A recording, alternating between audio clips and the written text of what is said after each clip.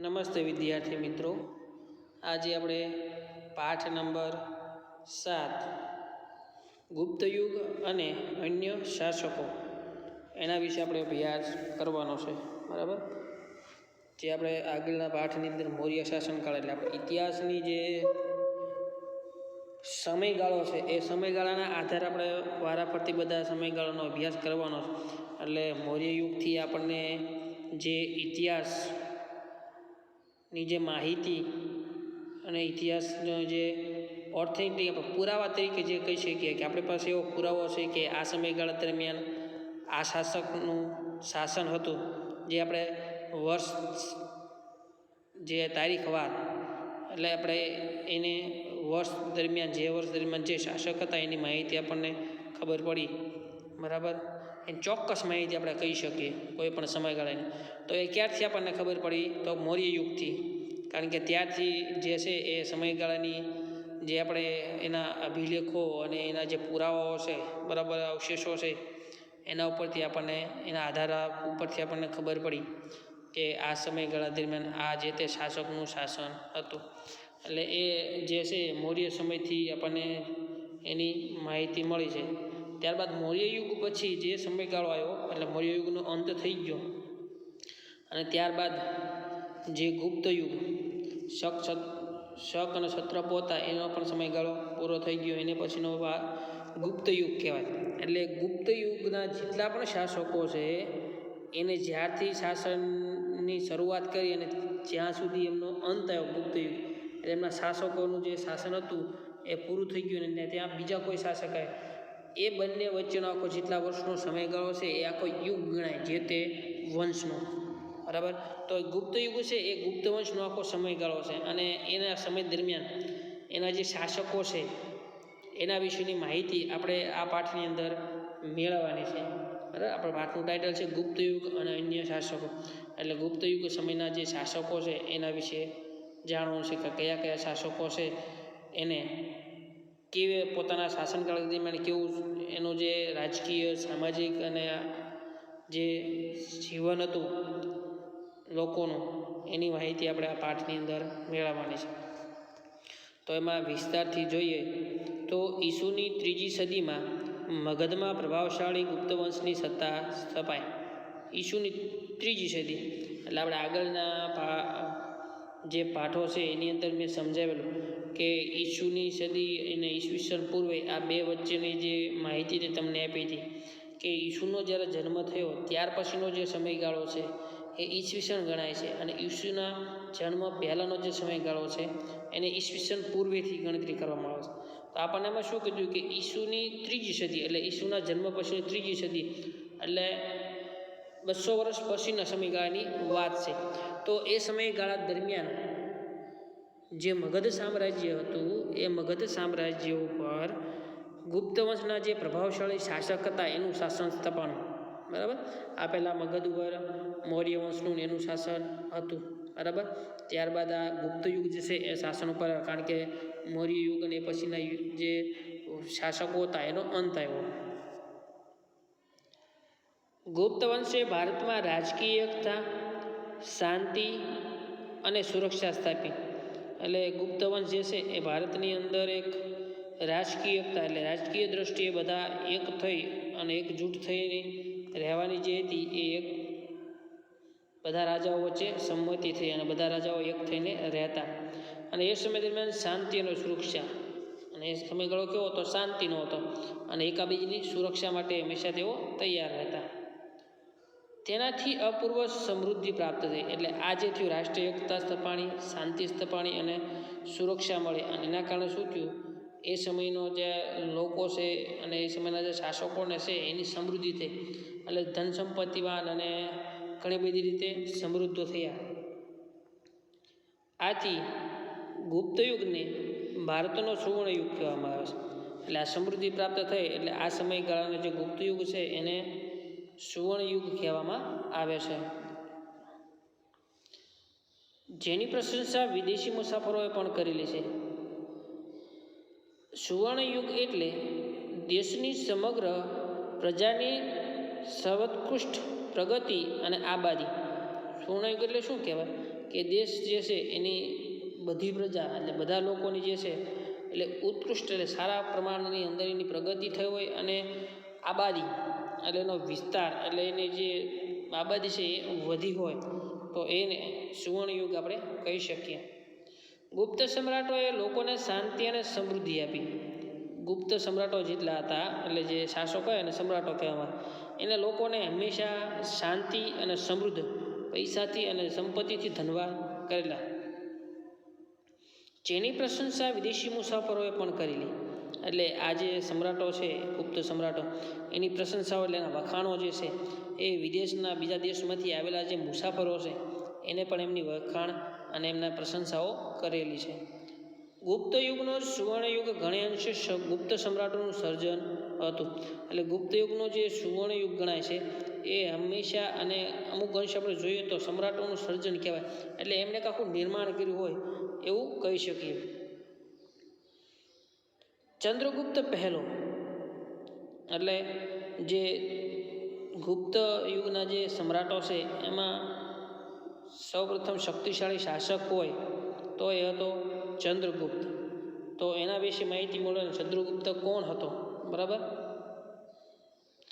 મગધના સામ્રાજ્યમાં શ્રીગુપ્ત ગુપ્ત વંશનો સ્થાપક હતો. એટલે મગધની અંદર ગુપ્ત સામ્રાજ્યની જો કોઈ સ્થાપના કરી તે કોને? એ શ્રીગુપ્ત. ખાસ યાદ રાખજો કે ગુપ્ત યુગની સ્થાપના છે એ કોણે કરી? તો શ્રીગુપ્તે. અને તેનો પુત્ર ઘટોત્કચ. શ્રીગુપ્ત છે એનો પુત્ર કોણ? ઘટોત્કચ હતો. અને ઘટોત્કચ ગુપ્તના અનુગામી રાજા ચંદ્રગુપ્ત પ્રથમ ઈસવીસન 319 પાટલીપુત્રની ગાદીએ આવ્યો. એટલે શ્રીગુપ્ત હતો એનો પુત્ર ઘટોત્કચ અને ઘટોત્કચનો અનુગામી એટલે એનો જે વારસદાર જે હતો કોણ? ચંદ્રગુપ્ત પ્રથમ. એ ક્યારે ગાદી આવ્યો? ઈસવીસન 319 અંદર. બરાબર. એ કઈ ગાદી? પાટલીપુત્રની ગાદીએ આવ્યો. તેણે શક્તિશાળી લીછવી જાતિના કન્યા કુમારદેવી સાથે લગ્ન કર્યા. એટલે એ સમયની જે લીછવી જાતિ હતી એ શક્તિશાળી જાતિ માનવામાં આવતી. એની જે કન્યા હતી કુમારદેવી. કુમારદેવી સાથે કોને લગ્ન કર્યા? ચંદ્રગુપ્ત પ્રથમ. બરાબર. યાદ રાખવાનું, ખાલી ચંદ્રગુપ્ત યાદ નહીં રાખવાનું, ચંદ્રગુપ્ત પ્રથમ, કારણ કે ઘણા બધા ચંદ્રગુપ્ત થઈ ગયા છે. બરાબર. તો ચંદ્રગુપ્ત પ્રથમ છે એને લીછવીરા જાતિના જે કન્યા હતી કુમારદેવી સાથે એને લગ્ન કરેલા. લીછવીઓની સહાયથી તેણે મગધ રાજ્યનો વિસ્તાર કર્યો. એટલે એની જે લીછવી જાતિની જે કન્યા હતી કુમારદેવી સાથે લગ્ન કર્યા એટલે એની સાથે સંબંધો સ્થપાણા. એટલે આ લીછવી જાતિ હતી એને આ ચંદ્રગુપ્ત પ્રથમ હતો એને સામ્રાજ્યનો વિકાસ એટલે અમુક જે રાજ્યો છે એ જીતવા માટે એમને ઘણી બધી મદદ કરેલી. તેણે મગધની પાસેના પ્રયાગરાજ એટલે હાલનું અલ્હાબાદ, સાકેત એટલે અયોધ્યા જીતી લે અને મગધનો વિસ્તાર કરેલો. એટલે ચંદ્રગુપ્ત પ્રથમ હતો એને શું કર્યું? મગધની આજુબાજુના જે વિસ્તારો છે એમાં પ્રયાગરાજ એટલે આપણું જે અલ્હાબાદ જે કહીએ છીએ. બરાબર. અને અલ્હાબાદ છે એ હાલ અત્યારે ફરી વખત પ્રયાગરાજના નામથી ઓળખાય છે. બરાબર. પહેલાં પ્રયાગરાજ હતું એ સમયથી પાછું અલ્હાબાદ બન્યું મુસ્લિમ શાસન દરમિયાન. અને અત્યારે પાછા હાલની અંદર તાજેતરની અંદર પાછું અલ્હાબાદ છે એનું નામકરણ ફેરવી અને પાછું પ્રયાગરાજ કરવામાં આવ્યું છે. ત્યારબાદ સાકેત એટલે અયોધ્યા. આપણે જે અયોધ્યા કેવી છે એ સમયે એ સાકેતના નામથી જાણીતું હતું. તો આ જે વિસ્તારો છે એ મગધ સામ્રાજ્યનો ની અંદર ભેળવી દીધા. કોને? ચંદ્રગુપ્ત પ્રથમે. તેણે મહારાજને બદલે મહારાજા ધીરાજ જેવું ગૌરવપ્રદ બિરુદ ધારણ કર્યું. એટલે જે મહારાજ તરીકેનું જે બિરુદ મળતું હોય શાસકોને તો એ મહારાજનું બિરુદ એને ધારણ કરવા બદલે કયું ધારણ કર્યું? મહારાજા ધીરાજ એવું નામ ધારણ કરી લીધું. મહારાજ જે નામ ધારણ કરવું તો એ ધારણ કર્યું નહીં. એની જગ્યાએ શું કર્યું? મહારાજા ધીરાજ, જેથી ગૌરવ લઈ શકાય એવું બિરુદ એને ધારણ કરેલું.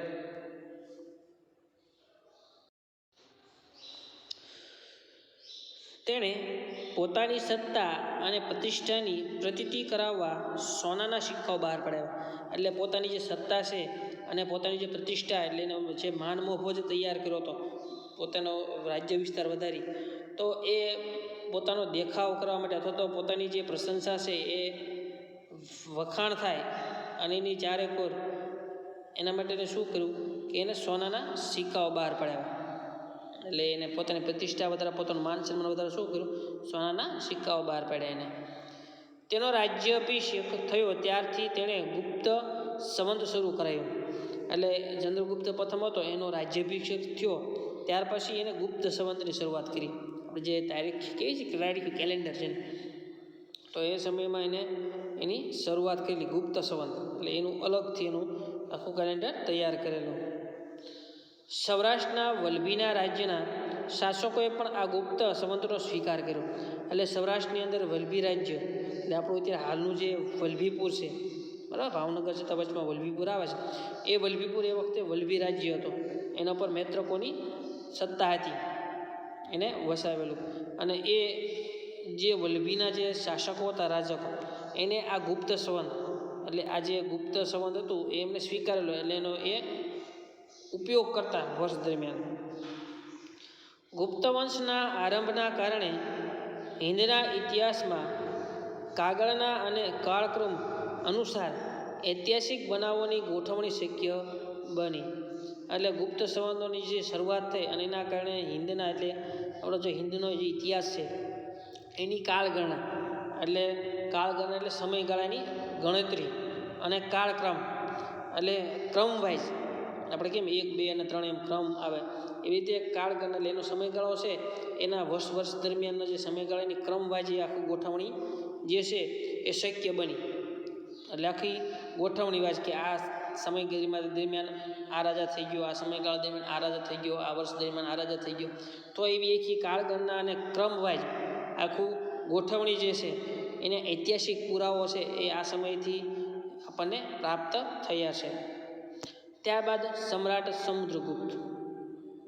ચંદ્રગુપ્ત પછી તેનો પ્રતાપી પુત્ર સમુદ્રગુપ્ત ગાદીએ આવ્યો. એટલે ચંદ્રગુપ્ત પ્રથમ હતો, એનો શક્તિશાળી અને પ્રતાપી પુત્ર કોણ, સમુદ્રગુપ્ત. એટલે ચંદ્રગુપ્ત પ્રથમ પછી એનો પુત્ર સમુદ્રગુપ્ત ગાદી ઉપર આવ્યો મગધની. સમુદ્રગુપ્તના સમયની માહિતી પ્રયાગરાજના સ્તંભલેખ એટલે પ્રયાગ પ્રશસ્તિ અને તેના સિક્કાઓમાંથી મળે.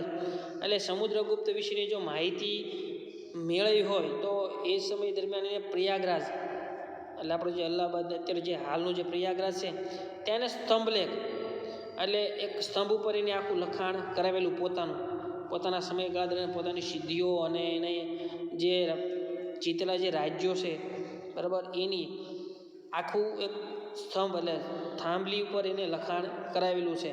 એટલે ખબર પડે કે સમુદ્રગુપ્તે પોતાના સમયગાળા દરમિયાન આવી પ્રવૃત્તિઓ અને આવા જે પ્રગતિ છે એને કરેલી.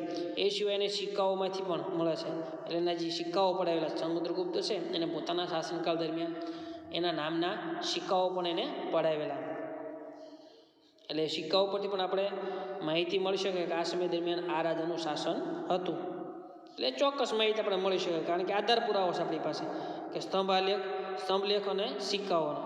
અને એના ઉપરથી ખબર પડે કે એ સમય દરમિયાન એ રાજાનું શાસન હતું. આ પ્રશસ્તિ રાજકવિ હરિશેણે રચી છે. એટલે આ પ્રશસ્તિ એટલે જે આ લેખ છે એ કોને, એ રાજકવિ, એના એ સમયના જે રાજાઓ હતા એ પોતાના કવિઓ રાખતા. એટલે સમુદ્રગુપ્ત છે એનો જે કવિ હતો હરિશેણ, એણે આ બધું લખાણ કરેલું. આ સમુદ્રગુપ્ત વિશેની માહિતી એને લખેલી છે. તેમાં સમ્રાટ સમુદ્રગુપ્તના દિગ્વિજયો અને સાંસ્કૃતિક સિદ્ધિઓ વર્ણવી છે. એટલે એને પોતાના લખાણની અંદર સમુદ્રગુપ્તના દિગ્વિજયો એટલે એના મહત્ત્વના જે વિજયો છે અને એની સાંસ્કૃતિક જે સિદ્ધિઓ છે, એના સમય દરમિયાન સંસ્કૃતિનો જે વિકાસ થયો છે એની બધી જ માહિતીને વર્ણન એટલે પોતાના લેખોની અંદર એને લખેલી છે.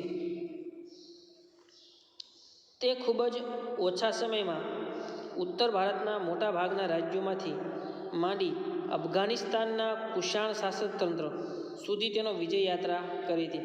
એટલે એના ઓછા સમયગાળા એના જે શાસન કર્યું એનો સમયગાળો ઓછો હતો એને, તો એ સમયગાળાની અંદર એને ભારતના મોટાભાગના રાજ્યોથી જીતી લીધા હતા. પરંતુ એ સિવાય એને અફઘાનિસ્તાનનું જે કુષાણ શાસનતંત્ર એટલે અફઘાનિસ્તાનમાં જે કુષાણોનું શાસન હતું તો એના ઉપર પોતાનું આધિપત્ય એટલે એના પર વિજય મેળવી અને પોતાનું આધિપત્ય સ્થાપિત કરી દીધેલું. દક્ષિણમાં લગભગ 12 જેટલા રાજાઓને હરાવ્યા એને. એટલે આપણો દક્ષિણ ભારત છે એની અંદર લગભગ એને 12 જેટલા રાજાઓ હતા એમને હરાવી અને પોતાની સત્તા સ્થાપિત કરેલી. કોને? સમુદ્રગુપ્તે. આ રાજાઓને હરાવીને તેમના રાજ્યો ખાલસા કરવાને બદલે તેઓને ખંડિયા રાજાઓ તરીકેનો ડાપણપૂર્વકનો પુનઃસ્થાપિત કર્યા.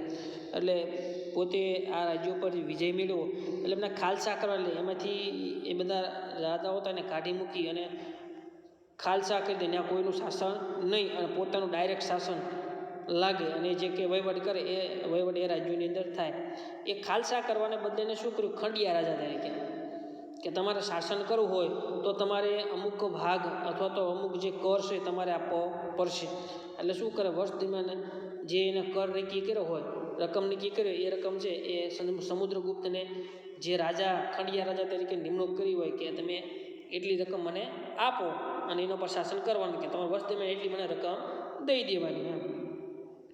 એટલે એક ડાપણપૂર્વકનો પુનઃસ્થાપિત કરવાનું. કારણ કે એ જો એક ખાલસા કરે તો ગમે ત્યારે ઘણી વખત સમય બદલાય તો એની ઉપર બીજો રાજા શાસન માટે આવી શકે. તો એને શું કર્યું? એને જે રાજા હતો જે રાજ્યનો એને હરાવીને એને શાસન આપ્યું, પરંતુ એને ખંડણી રૂપે એને આ સમુદ્રગુપ્તને જે અમુક જે રકમ છે એ આપવી પડે. રાજ્યોનો વહીવટ ચલાવવા રાજ્યપાલો અને અધિકારીઓની નિમણૂક કરવામાં આવી. એટલે જે તે રાજ્યનો વહીવટ છે એ ચલાવવા માટે રાજ્યપાલો અને એને અમુક અધિકારીઓ છે એની નિમણૂક કરેલી એમ. સમુદ્રગુપ્ત મહાન વિજેતા અને સંસ્કારી સમ્રાટ હતો. સમુદ્રગુપ્ત હતો એ કેવો હતો? મહાન વિજેતા. એટલે એને ઘણા બધા વિસ્તારો પર વિજય મેળવી અને પોતાની યશગાથા સ્થાપિત કરેલી. અને સિવાય સંસ્કારી રાજા, એક સંસ્કારી રાજા હતો જેની અંદર ઘણા બધા સંસ્કારો કરેલા હતા. તેની સાહિત્યિક સિદ્ધિઓ તથા ચારિત્ર પણ નોંધપાત્ર હતા. એની જે સાહિત્યિક સિદ્ધિઓ એટલે એને સાહિત્ય ક્ષેત્રે પણ પોતાનું ઘણું બધું યોગદાન આપેલું છે. એને ઘણી બધી ગ્રંથો અને પુસ્તકો પણ એને લખેલા. એ સિવાયનું ચારિત્ર પણ ચોખ્ખું હતું. એ બાબતને પણ આપણે નોંધ લઈ શકીએ. તેણે અનેક કાવ્યોની રચના કરી અને કવિરાજનું બિરુદ મેળવ્યું. એટલે સમુદ્રગુપ્ત હતો એને ઘણા બધા કાવ્યોની પણ રચના કરેલી. એટલે એને કાવ્યોની રચના કરી એટલે એને કવિરાજનું પણ બિરુદ મળેલું. કમનસીબે તેનું આજે એક પણ કાવ્ય મળતું નથી. આપણે કમનસીબી કહેવાય, દુર્ભાગ્ય કહેવાય કે સમુદ્રગુપ્તે જે કાવ્યોની રચના કરી એ કાવ્યો આપણને મળતા નથી. એક સિક્કામાં સમુદ્રગુપ્તને વીણા વગાડતો દર્શાવવામાં આવ્યો છે. ખાસ યાદ રાખજો, સમુદ્રગુપ્તનો એક સિક્કો છે એ સિક્કાની અંદર એને વીણા વગાડતો દર્શાવવામાં આવ્યો છે. એટલે વીણા કોણ વગાડે? કે જે સંગીતના શોખીન હોય, જેને સંગીતનો શોખ હોય એ વ્યક્તિ વીણા વગાડતો હોય. તો એને એક સિક્કાની અંદર વીણા વગાડતો બતાવવામાં આવ્યો છે. એટલે એના ઉપરથી આપણે કહી શકીએ કે સમુદ્રગુપ્ત છે એ સંગીત પ્રેમી પણ હતો. બરાબર? કારણ કે એને વીણા વગાડતો એક સિક્કાની અંદર દર્શાવે એટલે એને સંગીત પ્રત્યે પ્રેમ હશે.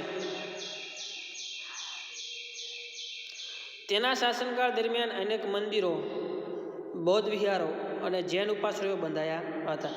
અને એનું જ્યારે શાસન હતું એ સમયગાળા દરમિયાન એને ઘણા બધા મંદિરો એટલે બૌદ્ધ વિહારો એટલે બૌદ્ધ સાધુઓ એને રહેવા માટેના સ્થાનો અને જૈન ઉપાશ્રયો એટલે જૈન સાધુઓ માટેના પણ રહેવા માટેના જે આશ્રયો છે એ પણ એને બંધાવેલા હતા પોતાના શાસનકાળ દરમિયાન. તેણે અશ્વમેઘ યજ્ઞ પણ કરાવ્યો હતો. સમુદ્રગુપ્ત તો યાદ રાખજો, અશ્વમેઘ યજ્ઞ કોને કર્યો તો સમુદ્રગુપ્તે કરાવેલો. બરાબર? એટલે અશ્વમેઘ યજ્ઞ એટલે શું? તમે રામાયણ જોયું તેમાં શ્રી રામચંદ્ર ભગવાને જે છે એ અશ્વમેઘ કરેલો કે પોતાનો અશ્વ હતો એ ફરતો મૂક્યો અને બધા રાજ્યોની અંદર જાય અને એ બધા રાજ્યોની અંદર જે અશ્વને માન સન્માન સાથે અહીંયાથી પસાર થઈ જાય તો એ રાજ્યો પર જે તે રાજાએ અશ્વમેઘ કર્યો એનું શાસન સ્થાપિત થઈ. એટલે બધા જે માનો કે એ અશ્વ એટલે ઘોડો જે છે એ જે રાજ્યમાંથી પસાર થઈ જાય તો એમ માની લેવામાં આવે કે એ રાજાએ જે છે એ માન સન્માન સાથે જે એ રાજાનું આધિપત્ય સ્વીકારવું છે. બરાબર? અને જે જગ્યાએ એ અશ્વને અથવા ઘોડાને પકડવામાં આવે તો એની સાથે યુદ્ધ કરવામાં આવતો અને એ રાજ્ય જીતી લેવા. એટલે અશ્વમેઘ યજ્ઞ એટલે જ્યાં જે અશ્વ ફરે અને એમાંથી જે અશ્વ ફરી અને પાછો આવે તો એ બધા જ ક્ષેત્રોની અંદર કે વિસ્તારમાં એનું આધિપત્ય સ્થાપિત થતું. એટલે એની બધી શાસન છે એ બધા સ્વીકારેલું એમ. આ સંદર્ભે તેને સિક્કાઓ પડાવેલા. અશ્વમેઘ યજ્ઞ કર્યો એટલે એના માન સ્વરૂપે શું કરે? એને સિક્કાઓ પડાવ્યા. તેણે પોતાના દરબારમાં વિદ્વાનોને એકત્રિત કરી અને ઉચ્ચ પ્રકારનું સાહિત્ય સર્જન કરાવ્યું હતું. એટલે શું કર્યું, એને પોતાના રાજ દરબારની અંદર વિદ્વાનોને બોલાવ્યા, એકઠા કર્યા, બધાને ભેગા કર્યા અને એને ઉચ્ચ પ્રકારનું એટલે ઉચ્ચ કોટીનું એક સાહિત્યનું સર્જન એમને કરાવેલું. એટલે સાહિત્ય પ્રત્યે પણ એમને પ્રેમ હતો, એમને ઘણી બધી સિદ્ધિઓ મેળવી હતી. એટલે એમને આ વિદ્વાનો એકત્રિત કરી અને જે ઉચ્ચ પ્રકારનું સાહિત્ય હતું એ બનાવરાવેલું. જ્ઞાનીઓએ તેની અને તે જ્ઞાનીઓની સોબત ઈચ્છતા હતા. જ્ઞાનીઓ છે એ સમુદ્રગુપ્તની અને સમુદ્રગુપ્ત છે એ જ્ઞાનીઓની સોબત એટલે બંને એક સાથે રહેવા માંગતા હતા. તેણે હિન્દુ ધર્મને ઉત્તેજન આપ્યું. સમુદ્રગુપ્ત તેને શું કર્યું, હિન્દુ ધર્મને ઉત્તેજન આપ્યું, એટલે એને માન સન્માન આપીને આગળ વધારેલું. તેણે સામાજિક રીતિ રિવાજો સ્વીકાર્યા હતા. એટલે સમાજની અંદર જે રીતિ રિવાજો છે એનો સ્વીકાર પણ સમુદ્રગુપ્તે કરેલો. પ્રાચીન ભારતના ઇતિહાસમાં સમુદ્રગુપ્તનું સ્થાન વિશિષ્ટ અને નોંધપાત્ર છે. એટલે પ્રાચીન ભારતની અંદર જો ભારતના ઇતિહાસમાં જો વિશિષ્ટ અને નોંધપાત્ર સ્થાન જો ગણવું હોય તો કોનું ગણી શકાય, સમુદ્રગુપ્તનું ગણી શકાય. કારણ કે એની સિદ્ધિઓ અને એનો રાજ્ય વિસ્તાર અને સમયગાળા દરમિયાન એનું જે સંસ્કૃતિ ક્ષેત્રે અને સાહિત્ય ક્ષેત્રે અને ત્યારબાદ સંગીત ક્ષેત્રે જે એને પ્રેમ હતો, એના પ્રત્યે અનુરાગ હતો, એના ઉપરથી આપણે કહી શકીએ કે સમુદ્રગુપ્ત જે છે એક વિશિષ્ટ અને નોંધપાત્ર રાજા ગણી શકાય, સમ્રાટ ગણી શકાય. ગુપ્ત સામ્રાજ્યની મહત્તાનો તે સર્જક છે. એટલે ગુપ્ત સામ્રાજ્યનું સાચું જો સર્જન કર્યું હોય તો એ સમુદ્રગુપ્ત છે. બરાબર. હવે આ પાઠમાં અહીંયા સુધી રાખીએ છીએ. હવે પછીનો જે મુદ્દો છે એ મુદ્દો આપણે આવતા જે લેક્ચર છે એની અંદર ભણીશું.